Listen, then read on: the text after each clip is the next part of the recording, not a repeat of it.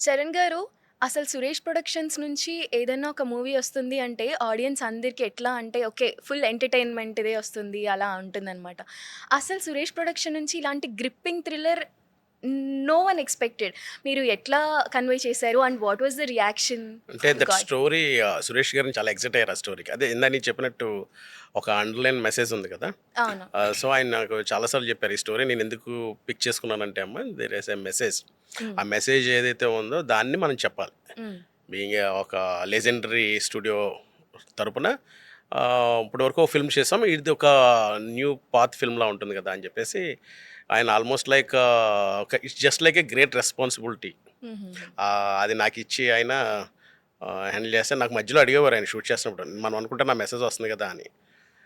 వస్తుందండి. అండర్‌లైన్ ఉంటుంది.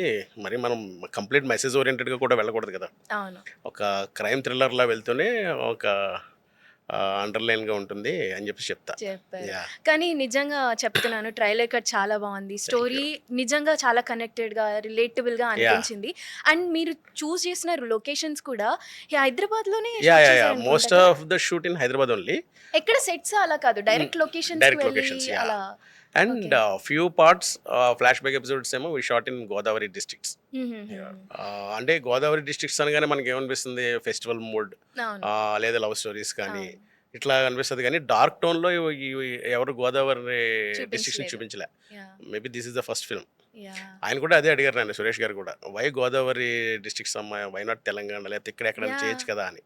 అంటే అప్పుడు నేను చెప్పా కోకోనట్ ట్రీస్ గానీ, ఆ రివర్ సైడ్ గానీ, ఏదైతే మడ్ రోడ్స్ కానీ, ఇవన్నీ రెగ్యులర్‌గా మనం చాలా ఫిల్మ్స్‌లో చూసిందేంటంటే సాంగ్స్‌కి లేదా మంచి లవ్ స్టోరీస్‌కి మంచి ఫ్యామిలీ ఫిల్మ్స్ చూసాం. అవును. బట్ థ్రిల్లర్స్‌లో ఎక్కడ మనం చూడలే. సో, మేబీ అదొక న్యూ ఎక్స్‌పీరియన్స్ అవుతదేమో అని అనిపించింది. అది షూట్ చేసాం and it came out really well. Oh! Nice. Nice. Yeah! 30 డేస్‌లో షూట్ చేయడం అది మంచిగా వచ్చింది అంటే yeah! That's yeah! Great yes. Achievement అండి. అంతే అంటే 'తిమ్మరసు' కూడా I shot in 37 days. Oh! Okay. Okay. Yeah! అంతకన్నా తక్కువే అయింది దీనికి. యాహ్!